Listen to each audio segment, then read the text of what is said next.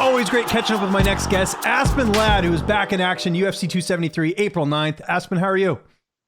I'm doing fantastic. Couldn't be better. Good. And you just finished up training. You're in the car, I see. How did everything go today? Oh, it was great. I was working with Marcus today. He's been gone, Marcus Reeves. So he cornered Yan a couple weeks ago. Then he cornered Song this past weekend. So it's one of my coaches, and he's been gone for a while, but back on it. So I'm happy. I'm happy about it. Interesting. So that's a coach, I'm assuming, from Team Alpha Male, right? Because you mentioned Song and Yan. They're training over there, right? No, he's not. So yes, they do. But Marcus has his own gym. Oh, cool. Okay. So they work together, but he's not a part of them. Makes sense. Okay, gotcha. Glad we clarified that. Is this the right amount of time off in between fights, or were you hoping to get in there a little bit sooner? I think this is good right now, just because from the last one, I've had a lot of improvement and differences in my training, and I needed more time to adjust to the new training. Right. But okay. After going forward, I would definitely like to fight a little more often. No, that makes sense. What did you learn the most from your last fight? Obviously, not the performance you wanted. What did you take away the most? Because we've had some time now to sort of digest it. How are you feeling about that last fight? I'm very disappointed in it, but I'm over it and on to the next one. I just never pulled the trigger and wasn't properly prepared in that way for it. How did you deal with all the backlash? I mean, there's a lot of experts out there saying this and that. I know you're pretty good about social media trolls and all that stuff, but I know that might have been a little bit tougher just because it did get a lot of exposure, that fight, because it was a main event. Yeah, no. For the most part, I try to ignore it, but nobody can ignore everything. But it's still like, there's very few people where it'll actually hurt me when they say something in this world. And some strange dude online is not one of them. So it's like, Okay. It's a good attitude to have. I mean, again, these are not experts when it comes to fighting. Usually these people that are chiming in there. I got to ask as well, again, I know not the result you wanted, but how is it fighting at featherweight? Because you didn't have to worry about the weight cut as much, right? Oh, I felt physically very healthy, and I would love to do it again. Just have a ready for it. Was that ever discussed, you getting another fight at featherweight, or did you want to go back to bantamweight after that last fight? Because I know you just wanted to fight. It was so long, but was there any discussions about doing another fight at featherweight? The plan after that fight was regardless was to drop back down to 35, but go into the future, there's no definitive yes or no. It's if the opportunity pops up in the 45, I'll take it. Yeah, it's got to be the right fight too. Like, it's got to make sense. It's got to be something enticing, and I understand that, which makes a lot of sense. I know you wanted to fight Miesha Tate, but two things have happened since then. Now she's dropping down a weight class to 125, and she was also on Celebriy Big Brother. A little bit disappointed that didn't come to fruition, just because I know, like you said, you're pretty good about taking in, sort of trash talk and stuff, but it seemed like there was something there where she was kind of saying a lot of different stuff about you and your coach. That's the Karen of MMA. Yeah. Yeah, no, I just wanted to hit her. I still want to hit her. But doesn't seem to be in my future right now. I have a different fight. But just purely, they wouldn't even have to pay me, honestly. Like, that'd just be a fun one.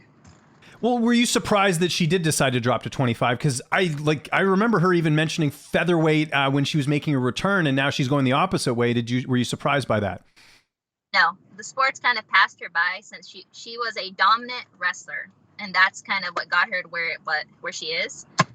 I think she came back for money. She's talking a big talk, but she's not going to make another title run. And at 35, she wasn't doing well. She's like, I'm going to drop weight and see. But that's a tough weight class too. I don't know. Yeah, and she's got a tough opponent in Lauren Murphy for that featherweight, or the flyweight debut, I should say. I know you don't watch TV. That's one of the things we've talked about, and I think is awesome, by the way, because you're probably saving so much brain cells, not exposing yourself to that. But did you know that Miesha won Celebriy Big Brother? Did you see that? I had no idea about it. No. Okay, glad I'm the first one to tell you. I thought that was interesting. So there you go. Let's talk about Irene Aldana. Really tough opponent. A good opponent to come back to bantamweight at. 13-6 record. How do you feel like stylistically you match up against her in this fight?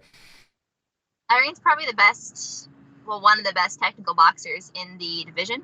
And she's very good at negating other people's plans. But I think she's an excellent fight to come back to. I'm honestly surprised it hasn't happened before now. Because I wasn't 35 in Invicta for very long. I think it was 35 for 2 or 3 fights. But we were both in Invicta at the same time, and then we've been in the UFC since then. So it's like, I'm surprised it's taken this long for them to make that match. Yeah, and it's a really awesome fight. I've been kind of, keeping tabs on your training camp through Instagram and stuff. I know you've been doing a lot of different training. Where have you had a chance to train? I know you've been bringing some fighters in and everything like that. What does camp look like leading into this?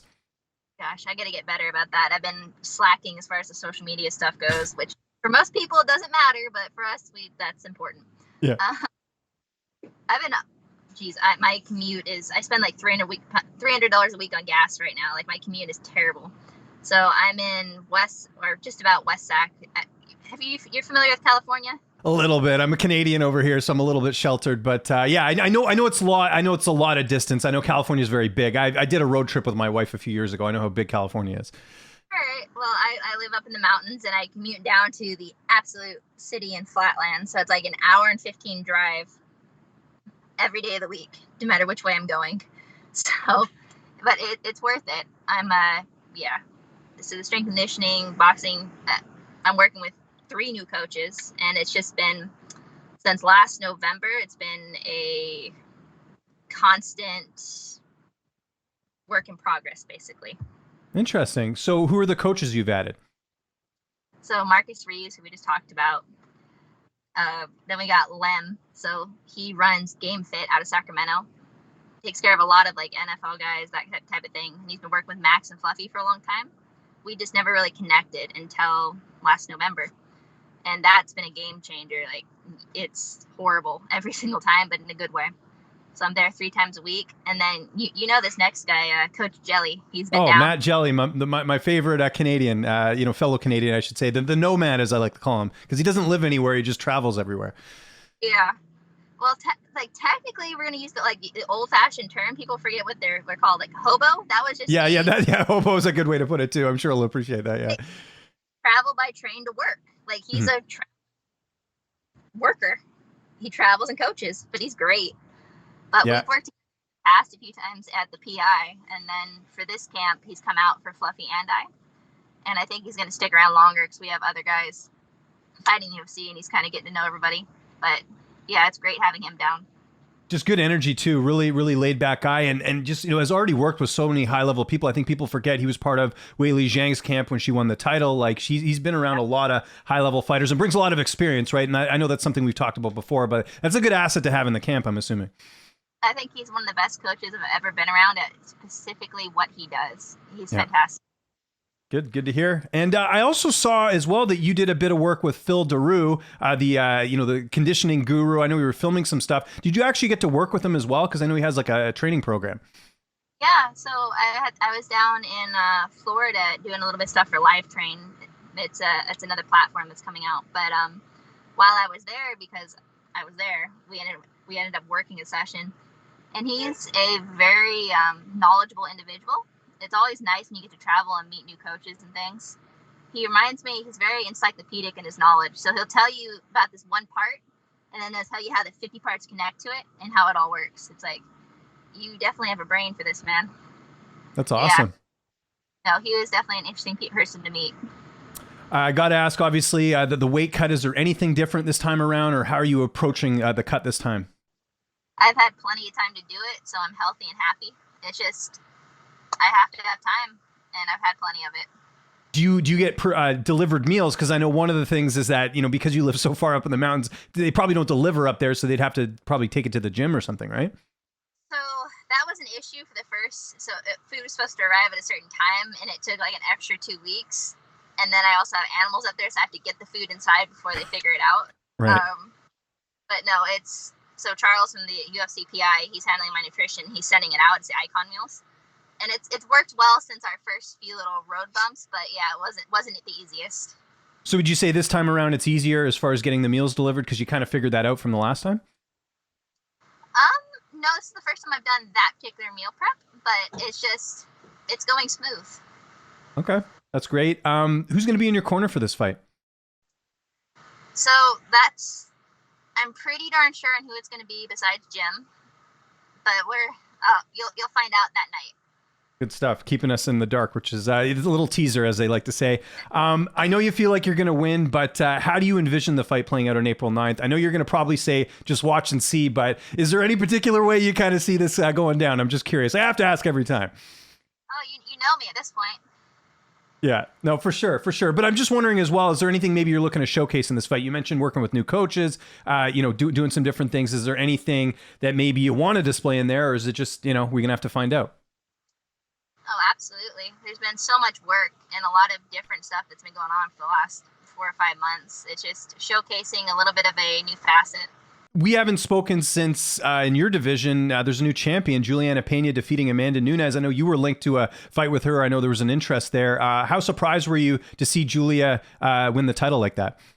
I'll be honest, I was as surprised as the rest of the world. But it's not, she wanted it. Like, she's not the most technically skilled, but she's tough as shit. And she wanted it more that night. And I'm wondering if in the rematch is going to go the same way. We'll see. Do you see the rematch going any differently? We hear now that Amanda has sort of left American Top Team doing her own thing. Do you think that's going to impact the rematch at all? It very well could, but I don't know how much Amanda's actually been training the last several years. I mean, she's been champ, she's been dominant champ, but I don't know if it's going to differ that much now that she's away from where she was originally, or if she's just still going to be doing the same thing. And I don't know if that'll be enough to beat Julianna. I don't know. What did you make of the quote that Julianna had after the fight? I'll just read it here quickly because I don't know if you caught it. I know you're not on social media as much, but she says, "The UFC absolutely needs to create a new belt for me, and it's not the baddest mom on the planet. I'm not trying to take anything away from Amanda. She's a wonderful mother, but I gave birth to my daughter, and I feel like giving birth, I'm the first mom champion." What would you think of that? A little bit disrespectful, obviously, to Amanda. It is. If you're going to look at it purely physiologically, yes, she did. She was the first one that's popped out a kid. It doesn't take it. Her statement was controversial because it takes away from the people that aren't biological mothers, but they are mothers. Mm-hmm. So that's kind of a rough one. I definitely put it that way, but she's not wrong, and that she's the first one that birthed a kid. That's true, yeah. But do you think she's trying to play up sort of this heel angle, kind of being the bad guy, so to speak, or bad woman, like in this case? Like, do you think she said that to kind of just create this persona of like people not liking her, or do you think she just said it because she felt that way? I think that's just naturally who she is. Okay, fair enough. How's your brother Shealor doing? I've been trying to keep tabs. It seems like his fight career is going well.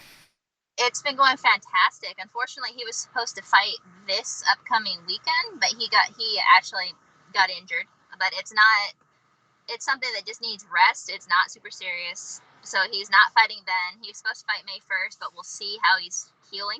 But a little bump in the road there, but he's doing great. And he's so young. How old is he? 19, 18? I was trying to remember how old. 19.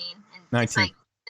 He's like 220 and 6'4", but he's still got his baby body. There's no man strength there yet, so we'll see what he develops into. Any cool hikes you've been on lately? I've been, again, trying to keep tabs on social media. I know you're always trying to find new routes and stuff. Anything you've been up to hiking-wise? I've been staying around home a lot just because, and I live up in Pollock Pines, California, because a little bit higher up there's a lot of snow, and I've been, during the week, I'm training so constantly and have to drive around so much that I'm either somewhere in the foothills or I'm very early up in the mountains where I live. But on the weekends, we go up towards Tahoe and just move. Does Jim come with you all the time? Because I imagine he's probably not amped to do those long hikes all the time. Not at all. He's like a quarterly. Like, I'll get him once every 4 months. I'll get him up. That's still better than nothing. That's at least good. And kind of just sort of last thing I just sort of thought of it. You mentioned the long commute every day. Are you listening to music? Do you have a podcast on? What are you doing? Or do you like having just dead silence when you're in the car? I hate dead silence. I cannot stand it. That is Jim's thing. I have the music blasting the whole time. Like, that's my thing. What's your any particular music you like more than others? You peg me as kind of like a country music girl, no? Maybe Andrea Lee influence? I don't know. Country and indie are generally where I lean to. Every once in a while a little bit of pop, but that's kind of where I stay. I mean, for working out, it can be a little bit different, but if I'm just driving, country, indie, yeah. Cool. That sounds great. I got to give Jim a hard time. We do an interview next, knowing that he drives in silence. I think that's really weird. But Aspen, thank you so much for the time. It's always good catching up with you. I'll just if there's anyone you want to thank, any sponsors, any social media, anything like that, I'll give you the last word. We'll just go with thank you for having me. Make sure to subscribe to the LowKick MMA YouTube channel for all the latest news, event previews, and interviews with some of the biggest stars in MMA.